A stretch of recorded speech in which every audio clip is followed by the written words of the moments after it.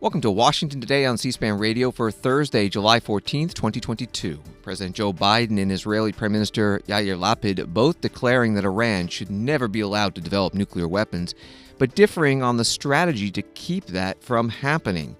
We'll have remarks from their joint news conference in Jerusalem. U.S. House of Representatives working on a defense policy bill with a record-setting price tag, $850 billion, and considering a lot of amendments, many of which have little to do with defense, but are being offered because this is one bill that is nearly guaranteed to be signed into law. We'll hear some of the floor debate and talk with a defense budget analyst at the Heritage Foundation. U.S. Senate leadership indicating a scaled-back version of legislation to increase U.S. competitiveness with China, focusing on increasing aid to the semiconductor computer chip industry in the U.S., could be brought up for a vote soon. A bill to guarantee women can travel between states to obtain abortion services without fear of prosecution, proposed by Senate Democrats, blocked today by Senate Republicans. And Marine Corps veteran Hershel Woody Williams lying in honor in the U.S. Capitol Rotunda. He was the last surviving World War II Medal of Honor recipient when he died last month. House Speaker Nancy Pelosi remembering Williams' service after the war, saying he devoted the rest of his life to helping veterans and Gold Star families and all families, always driven by the motto, "The cause is greater than I am." Associated Press, Dateline, Jerusalem. U.S. President Joe Biden and Israeli Prime Minister Yair Lapid stood side by side Thursday and declared they would not allow Iran to become a nuclear power. They parted ways, though, on how to get there. Biden, in a joint news conference after a one-on-one meeting with the Israeli leader, said he still wants to give diplomacy a chance. Moments earlier, Lapid insisted that words alone won't thwart Tehran's nuclear ambitions. That from Associated Press. We begin with remarks from President Biden. Today, you and I also discussed America's commitment to ensuring Iran never obtains a nuclear weapon. This is a vital security interest to both Israel and the United States, and I would add, for the rest of the world as well. I continue to believe that diplomacy is the best way to achieve this outcome, and will continue to work with Israel to counter other threats from Iran throughout the region, including support for terrorism, ballistic missile program that continues, and the proliferation of weapons to terrorists and proxies like Hezbollah. Later in this news conference in Jerusalem, President Biden asked what it would take to have the U.S. rejoin the Iran nuclear agreement, also called the JCPOA, Joint Comprehensive Plan of Action, which former President Trump pulled the U.S. out of. We've laid out for the people, for the leadership of Iran, what we're willing to accept in order to get back in the JCPOA. We're waiting for the response. When that will come, I'm not certain, but we are not going to wait forever. President Biden in Israel. When it comes to Prime Minister Yair Lapid, he took a harder stand on Iran and nuclear weapons. What scares them the most is that their citizens, their people, can see us, can see our quality of life, the dynamism and creativity of our economy, the rights of women and the LGBTQ community, freedom of religion, freedom of speech. Our way of life is what threatens them.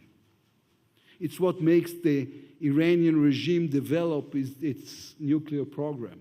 Hezbollah aim its missiles at us, and terrorist organizations worldwide send suicide bombers. They want to destroy the only Jewish state in the world. We will never let that happen. Words will not stop them, Mr. President. Diplomacy will not stop them. The only thing that will stop Iran is knowing that if they continue to develop their nuclear program, the free world will use force. The only way to stop them is to put a credible military threat on the table.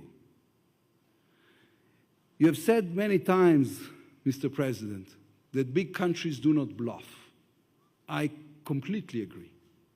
It should not be a bluff, but the real thing. The Iranian regime must know that if they continue to deceive the world, they will pay a heavy price. Israeli Prime Minister Lapid standing beside President Biden. More from the Associated Press article on this news conference. In a joint statement with Israel, the United States said it is ready to use all elements of its national power to prevent Iran from obtaining a nuclear bomb. Iran announced last week that it has enriched uranium to 60% purity, a technical step away from weapons-grade quality.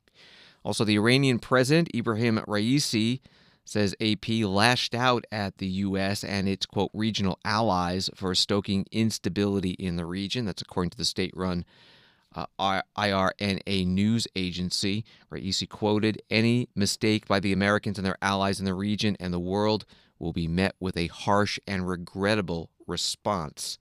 Another topic at today's joint news conference in Jerusalem, Saudi Arabia, which is where President Biden will be going next on his Middle East trip. President Biden asked about Saudi Arabia's record on human rights and specifically the 2018 killing of Washington Post journalist Jamal Khashoggi. U.S. intelligence saying that the Saudi crown prince played a direct role in ordering that murder. Steve Holland of Reuters.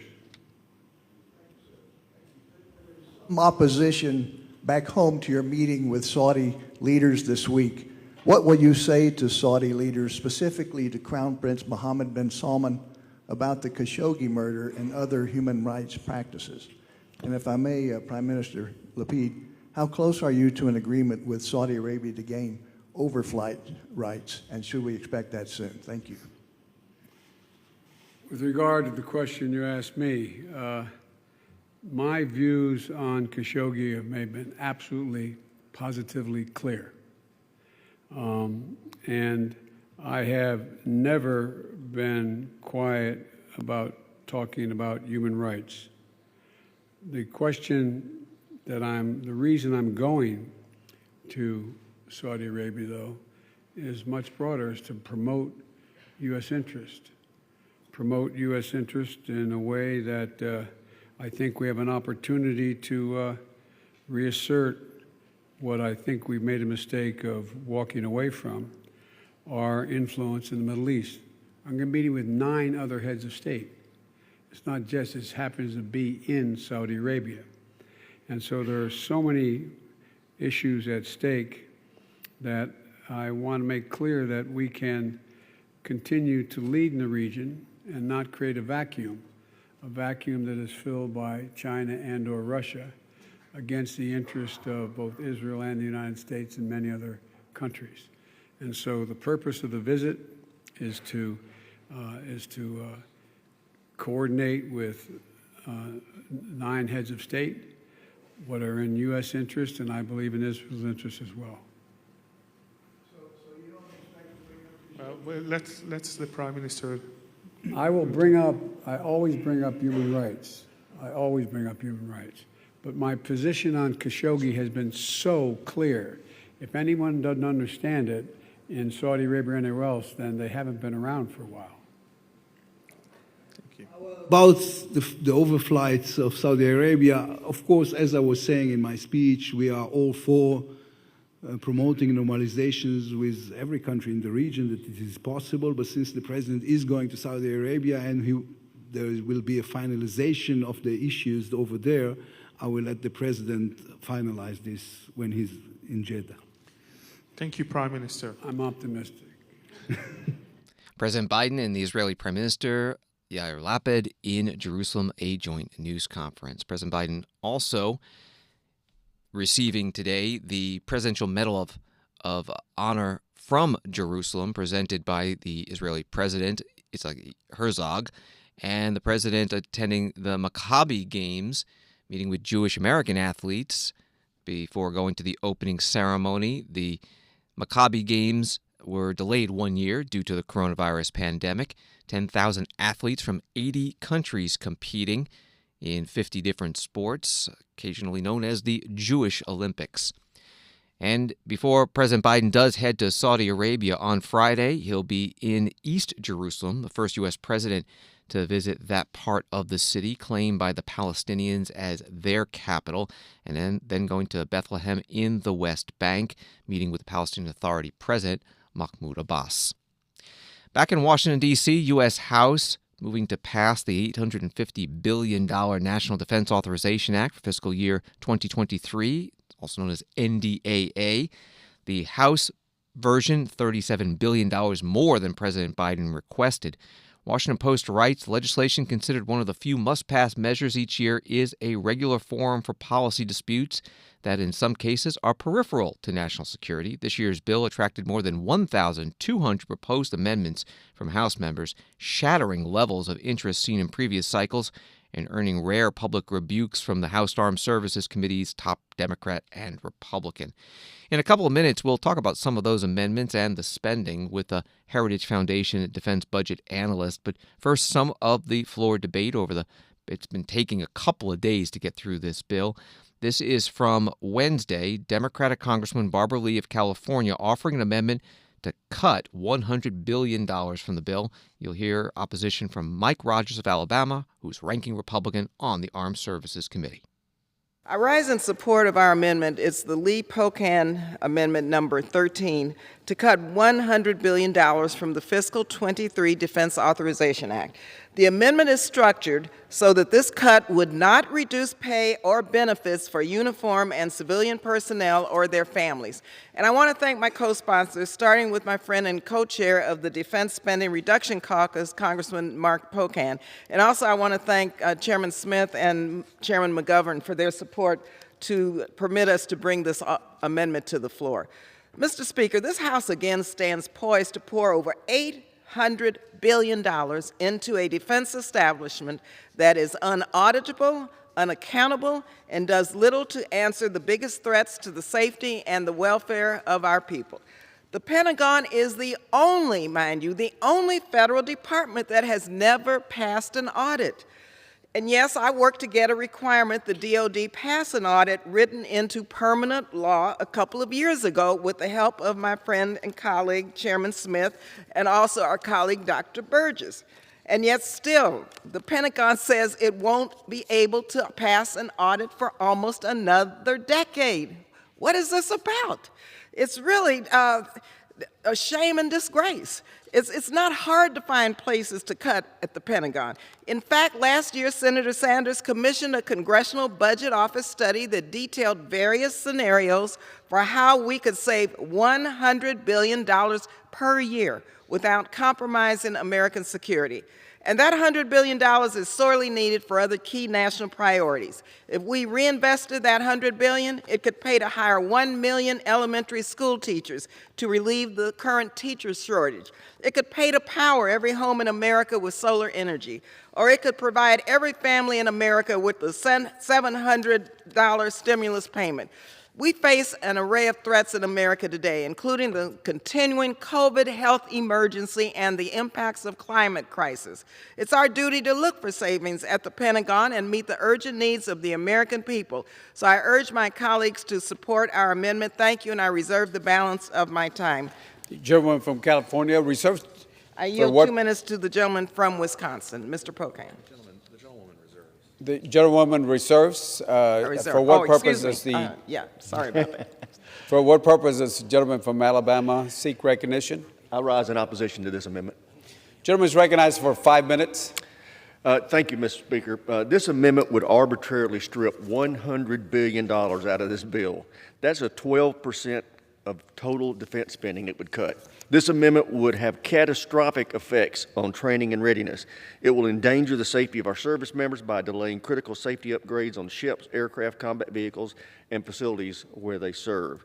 It will set back the cleanup of and environmental remediation of PFAS and other contaminated sites, and it would put off construction of new military housing, schools, and child care facilities.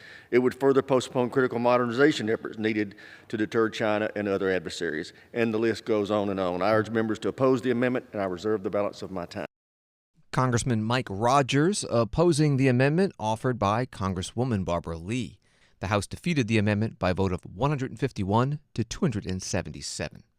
Headline on an article at heritage.org reads, "The House's annual National Defense Authorization Act reflects the best and worst of Congress." One of the authors joining us now on the phone, Fred Bartels, Defense Budgeting Senior Policy Analyst. Thank you for being here. What do you mean by best and worst? Well, Michael, thanks for having me. And I mean that you see both things that would help national defense and people that are interested in promoting a strong national defense, and you see things that have completely no relevance to our national defense, and at worst would damage it. And a few good examples of things that are completely irrelevant and would even slightly damage American economy is an amendment on flowers. It requires every flower that is displayed on the State Department and embassies to have been grown in the U.S. This is just pure protectionism and is very hard even to implement. It's just going to drive up costs for very little benefit unless you're part of the flower industry. What other amendments? I guess there were hundreds of them proposed. Any other amendments catch your attention? Oh, yeah, no, there were thousands, 1,200 and change. Of those, over 600 were made in order by the Rules Committee. There were two that caught my eye that I thought they were very representative as well of bad impulses in Congress. There were two amendments that would reduce the defense top line, one by $100 billion and the other one by $37 billion. They were both defeated last night by wide bipartisan margins. But the reason why I say that those are bad amendments because they do not specify what are the justifications. Are we changing our strategy to accommodate a lower budget? Are we just going to ask our troops to do more with less resources? Because if those amendments were passed, that's what we would be doing, just asking them to still accomplish the same mission, but cutting an eighth of the budget or 1/32 of the budget, depending on how you're calculating things. Another interesting one, there are two other ones that are very interesting on nuclear deterrence. There is one to stop the development of Sentinels, which are the modernization program for the land leg of our nuclear triad, and the other one on the Silicon End, which is a nuclear-launched submarine-based nuclear-launched missile. Both things that we really need to keep our nuclear arsenal viable and contemporary. The bill that the House is considering is about $850 billion. That's tens of billion dollars more than the last fiscal year, and also tens of billion dollars more than President Joe Biden requested. But the extra money added by a Democratic House of Representatives. What do you see going on there? So there is a clear disconnect between when the budget request. Actually, the short answer is that there are multiple factors. One is that there's a clear disconnect from when the Biden administration submitted its budget request and and also there's a disconnect between how Congress sees our national defense and our national defense priorities and how the executive branch sees it. The executive branch submitted a budget that was finalized earlier in the year, before the Russian invasion of Ukraine, before inflation was above 6%. Their inflation assumptions are 2.4%. I think we would all love to live in that world, but that's not the world that we live in right now. So Congress has acknowledged those realities that the Biden administration hadn't in its budget request. And part of the reason you even saw that rationale being presented by the Senate when they increased the budget. It was explicitly saying that about half of it was just to cover increased costs from inflation. You see a lot of the increase being dedicated to raising salaries of enlisted personnel. You see a lot of it being added fuel costs, because that is the world that we're experiencing now with 9.1% inflation and with energy prices soaring through the roof. The NDAA has been signed into law. It's always reported. I think we're going on 62 years in a row. Any doubt that it'll make it through somehow, some way by the end of the year? The question, somehow, some way, yes. By the end of the year, that's a different question. And the question now, especially this year, is on the Senate. I believe that the House will pass their version of the NDAA fairly soon. The question then becomes, when does the Senate pick it up, its version of the NDAA? And there are already reports that Jack Reed only wants to start discussing, or only will have floor time for the whole Senate to discuss the NDAA that it has passed out of committee in September. And that puts us very close to the end of the fiscal year on October 1st or September 30th. And then you're in territory of having continuing resolutions. But the question, what should concern people more this year is appropriations, and when are the lawmakers actually going to discuss and agree on appropriations for this year. I believe that the NDAA will pass. We'll have an NDAA hopefully before the end of the year, hopefully before the end of the fiscal year, even though I would say that the odds there are low, because if you pass even in early September through the Senate, you still need to conference with the House, and that will take some time. Fred Bartels is with Heritage Foundation, a defense budgeting senior policy analyst. You can follow him on Twitter at FredericoBF and find his work at heritage.org. Thank you very much. My pleasure. Thanks for having me, Michael. A solemn ceremony in the U.S. Capitol Rotunda today. As West Virginia Metro News reports, Woody Williams, the West Virginian who was America's last World War II Medal of Honor recipient, lay in honor in the rotunda of the U.S. Capitol. His life celebrated in a bipartisan ceremony of family and national leaders. House Speaker Nancy Pelosi spoke of Williams as a heroic American, courageous defender of liberty. Williams died last month at age 98, but he was a very young Marine when, under heavy fire, he used a flamethrower to take out multiple enemy positions during World War II. The Senate Minority Leader Mitch McConnell described Williams being honored by President Truman in 1945 for his stunning heroism. But McConnell, who said he knew Williams from his advocacy for Gold Star families, said Williams didn't stop there, and he went on to a lifetime of public service. Here's some of the remarks from Senator McConnell. The thing that drew a farm boy from West Virginia to a lifetime of patriotic service could best be described as a gravitational pull. The Marine Corps' initial skepticism at Woody's short stature could not deter him. His stint with Western Union, delivering the painful news that created Gold Star families, could not dissuade him. And even his improbable safe return from dangerous combat couldn't convince him that he had actually done enough. Woody knew that true gratitude for our nation's service members ran even deeper than medals. He made giving back a lifelong mission,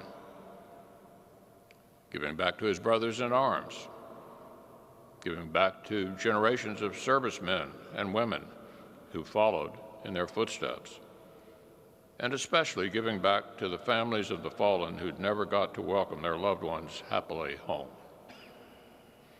I was lucky enough to meet Woody and share a stage with his mission to honor and support Gold Star families, unveiled a special memorial in Owensboro, Kentucky. By that point, he'd been giving back to his beloved country and those who defended it for 77 years. So needless to say, Woody's service leaves us a rich legacy. Senator Mitch McConnell, Republican from Kentucky, the minority leader, part of today's ceremony for Hershel Woody Williams, lying in honor in the U.S. Capitol.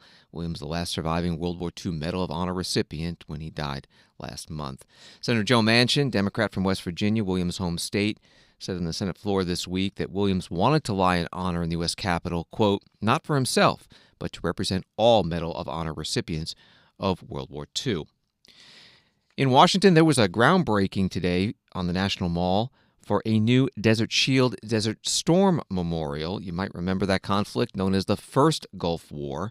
It ran from the summer of 1990 when Iraq under dictator Saddam Hussein invaded neighboring Kuwait until early 1991 when a U.S. coalition liberated Kuwait. One of the dignitaries at today's ceremony, retired Army Brigadier General Rhonda Cornum, who was a flight surgeon in the Gulf War. When her Black Hawk helicopter was shot down on a search and rescue mission, she suffered numerous injuries and was taken prisoner of war. We've heard a lot of things about Desert Storm, but there's one thing that really stands out. It's that it was a demonstration of all the good things that can happen when there's an unambiguous and positive moral mission, like liberating Kuwait from a brutal invasion. And along with that great mission was great leadership. We put together a coalition of almost the entire world. I remember going out and helping supply a Yemenese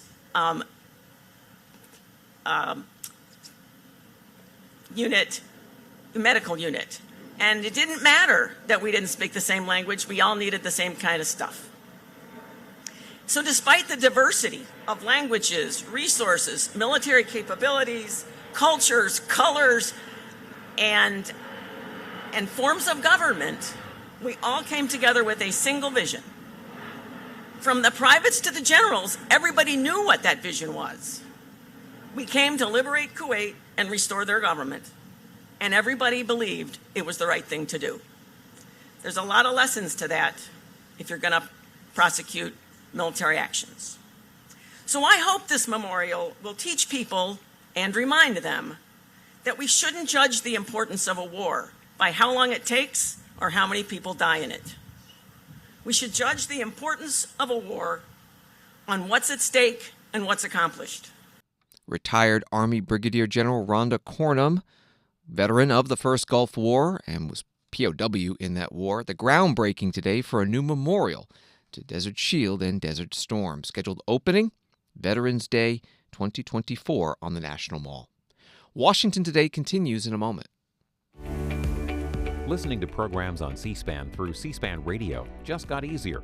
Tell your smart speaker, play C-SPAN Radio, and listen to Washington Journal daily at 7 a.m. Eastern, important congressional hearings and other public affairs events throughout the day, and weekdays at 5 p.m. and 9 p.m. Eastern.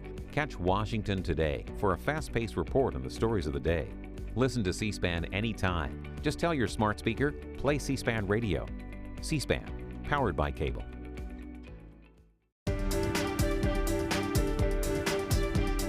Welcome back to Washington Today, available as a podcast on the free C-SPAN Now mobile video app and wherever you get your podcasts. CNN reports that the Senate Majority Leader Chuck Schumer is moving ahead with a $52 billion bill to boost domestic semiconductor production to address the chip shortage, telling senators it could head to the floor as soon as Tuesday, according to a source familiar with the matter. Article goes on, the move could amount to a major breakthrough because Republican leaders have said they'd be open to passing a narrow bill that focuses mainly on the issue of producing semiconductor chips. This is a clear sign it could become law. The bill would be a scaled-back version of a larger China competitiveness legislation that has been hung up amid intra-party disputes and the threat of Senate GOP leader Mitch McConnell's derailing it if Democrats move forward with a separate partisan economic package. The move comes as the Biden administration has ramped up pressure on Congress to act on the chip legislation before lawmakers leave in the coming weeks for summer recess. That was all from CNN. This has all played out over the past couple of days this week. We begin with Senator McConnell getting a reporter's question on Tuesday. You've made the threat against USICA. If the White House continues to push reconciliation, would your party be able to provide enough votes to get to cloture on the Competes Act or USICA, even if reconciliation were out of the way? Yeah, it's a complicated situation. You're familiar, it's a very large conference. You may recall that the trade part of the Senate-passed USICA bill was the key to passing it at all.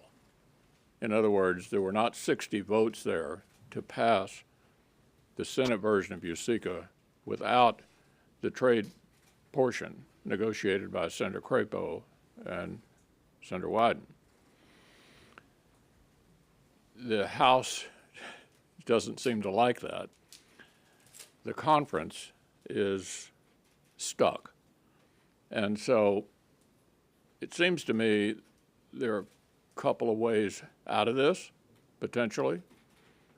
There is the possibility of the House simply taking the Senate bill and passing it. That did not include a majority of Senate Republicans, but 19. I actually voted for it after the Crapo insertion. Or there is a widespread concern on a bipartisan basis on the CHIPS portion of it. Another option would be to spin off the CHIPS part of it and pass it. There are members I have who are not overly fond of USICA, but who think there's a national security aspect to the CHIPS deficit. So as you can see, it's extremely complicated. And then at the same time, they're trying to do what we've been talking about here this morning.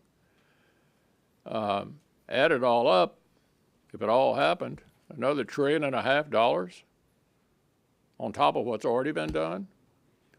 That's why we're in a conundrum here at the moment. But there are other ways to deal with USICA, or at least some version of it, and we'll see what lies ahead.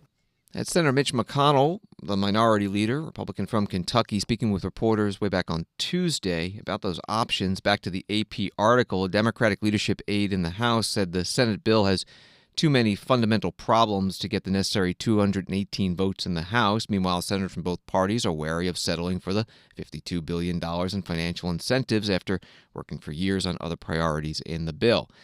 As mentioned, that was Tuesday. On Wednesday, there was a closed-door briefing by Biden administration officials for senators about China and the competitiveness bill, and after, the Commerce Secretary Gina Raimondo came out to speak with reporters. My recommendation is that they move quickly. My recommendation is that it's a matter of national security, that they pass a bill before the August recess, that it is as robust and comprehensive a bill as possible, and specifically that they absolutely have to focus on the CHIPS investments, because if they don't, these chip companies are going to invest. They're going to do it outside of America. Are you frustrated that McConnell has put in roadblocks and that could prevent this bill? You know, I've been in this business too long to get frustrated. You just have to stick with it. Listen, this has to happen. And I'll tell you what I said to them. They are patriots. It's in the interest of every American, so we can sleep easy at night knowing our national security is protected and China won't eat our lunch, to pass this bill, particularly the CHIPS component, because that's the most time sensitive, and I hope they do the right thing. Is there a deadline or a timeline to be a hard deadline? August 4th. This has to be done before they go home for their summer break. Would you oppose advancing the CHIPS piece separately? No, as I said, you know, the president, we want the most robust bill possible, and so we want them to negotiate and get a bill done by August 4th. What I can say is it seems to be talking to senators and talking to members of the House that they're coalescing around, you know, a CHIPS plus kind of a bill. And if that were to happen, you know, we would be very supportive of that. Commerce Secretary Gina Raimondo speaking with reporters Wednesday night after a closed-door briefing for U.S. senators, a similar closed-door session happening today for U.S. House members. And Speaker Nancy Pelosi, Democrat from California, at her weekly briefing asked whether the House can accept what Raimondo was suggesting. The Secretary of Commerce yesterday suggested a narrower bill, something on the CHIPS part of it. Is that something you could be open to or accept in the face of this impasse from McConnell? Well, she said a couple things, I think. She said CHIPS, and then she said CHIPS plus. Right. That's what we're more interested in. But we have been working constantly on the CHIPS bill, and we need to have the transformative nature of research and education and the rest to make us continue to be preeminent in the world. How it shapes up in the next short period of time, we'll see. But we are determined that we will pass a bill. House Speaker Nancy Pelosi with reporters and multiple news outlets saying that in the Senate, a narrower bill is moving forward. This from Axios as Senate Majority Leader Chuck Schumer is preparing to hold a vote on a narrow version of the Senate's expansive China competitiveness bill, focusing solely on emergency funding and a new tax credit for the semiconductor industry. A source familiar with the plan tells Axios. On Wall Street, the Dow down 142, NASDAQ up 3, S&P down 11.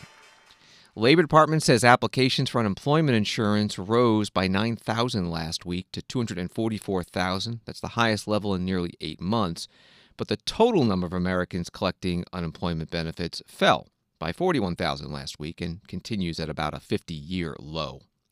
It was 1 year ago that President Biden issued an executive order about promoting competition in the U.S. economy. He said, quote, that excessive market concentration threatens basic economic liberties and democratic accountability. Today, Brian Deese, director of the White House National Economic Council, speaking about the president's competition agenda at the Aspen Institute in Washington. New York Times reporter Cecilia Kang asking him about the latest inflation report that came out yesterday. Prices rising in May 9.1% versus last year. Let's start with a number that everybody's talking about right now, 9.1% inflation. So the administration has been pushing pretty hard at competition policy and supply chain as ways to solve inflation and wages. But prices keep rising well beyond projections. And so I guess the first question is, why hasn't the White House been more effective when it comes to inflation? Why does the administration keep underestimating, if you will, inflation? So I think the first place we need to start is in recognizing that inflation today is a decidedly global problem. Inflation, the average inflation rate across the OECD is over 9%. Inflation in the UK is 9.1%. Inflation in the euro area is in the high 8s. And I want to be very clear that that's of no comfort to an American family that is going to the grocery store or filling up their gas pump, that this is a global problem and a global challenge. But it is important in understanding how we go about addressing it. And I think that what this president and this administration are doing is recognizing that, number one, because of the progress that we have made as an economy over the course of the last 18 months, we are objectively better positioned to actually prioritize lowering prices as the principal economic objective that we have today than almost any other country. The strength of our labor market recovery has been historic. We just last week got a jobs report that the economy created 372,000 jobs in June, and that labor market recovery has helped to contribute to an outcome where households' balance sheets are at a historically strong level. Credit card delinquencies, mortgage delinquencies at historic lows. Those all give us the ability to now train our focus and say we need to do everything that we responsibly can to bring prices down, but in a way that doesn't give up all of the economic gains that we have made. And on that front, the president's been very clear. He has a very clear approach to how to bring inflation down. Obviously, the Federal Reserve plays a primary role in that. And he's done something that no modern president has done, which is made very clear that he's going to respect the independence of that institution, and that's important, that is going to give the Fed the space that it needs to do what it needs to do. But that he is also focused on everything that he can practically do to try to make things more affordable for typical families. And that's where some of this work comes in ways that I think are very important in practical ways. And so, we were talking about the work about supply chains. I would say if you actually look at what's happened with respect to fluidity at our ports, you have seen dramatic progress over the course of the last several months because we've been working with business and labor and other stakeholders to try to improve what were real supply chain bottlenecks. But I also think it's an opportunity for us to step back and say, what were the the significant vulnerabilities in our economy coming into this crisis, right? That we had a convulsive supply crisis that shut our economy down and then turned our economy back up through waves of the pandemic. And we've learned that many of our critical industries were not capable of going through that without creating profound mismatches in supply and demand that have exacerbated price problems that we face. Whether that's in semiconductors or whether that's in basic commodities for durable goods. And so even as we do everything we can in the immediate term, we have to think about the longer term reforms that will keep us from being that vulnerable going forward. And that's where competition policy fits.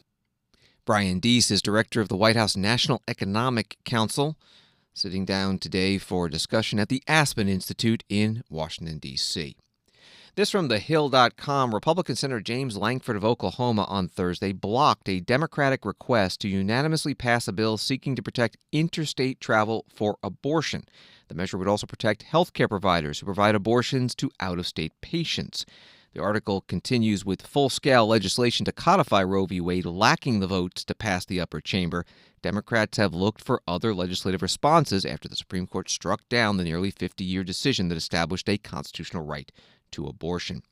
Making the request, actually a number of Democratic senators speaking, but making the request to pass it, Senator Catherine Cortez Masto of Nevada.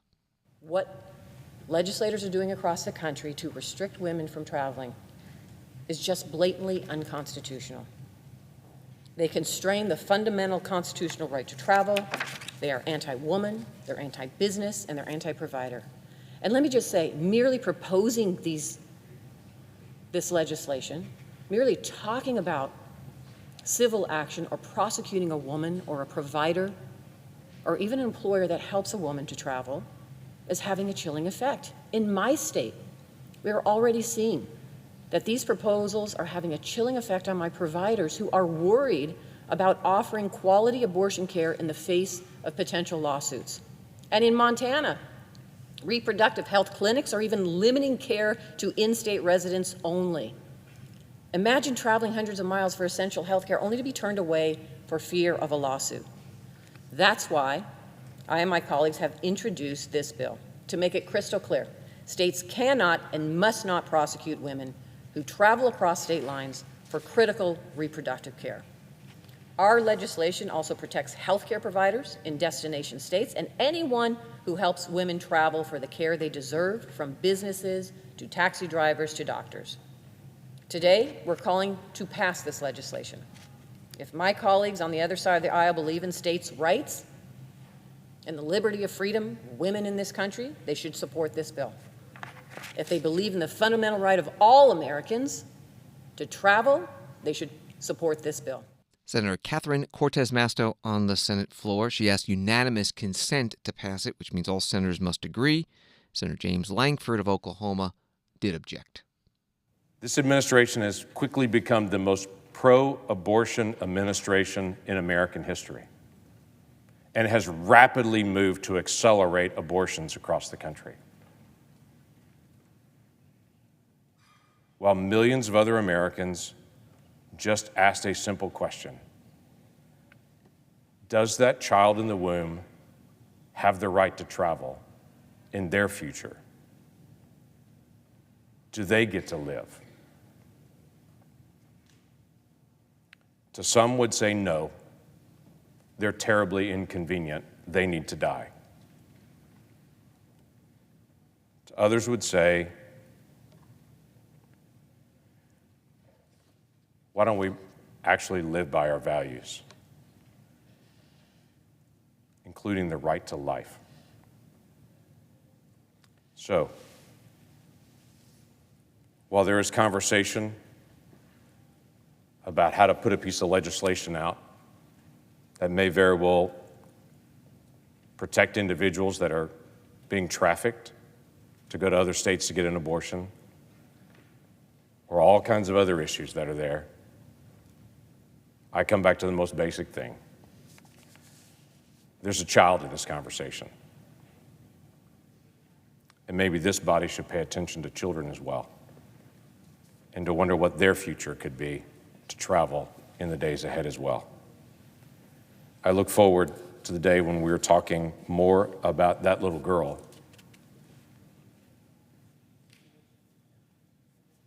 and less about misinformation.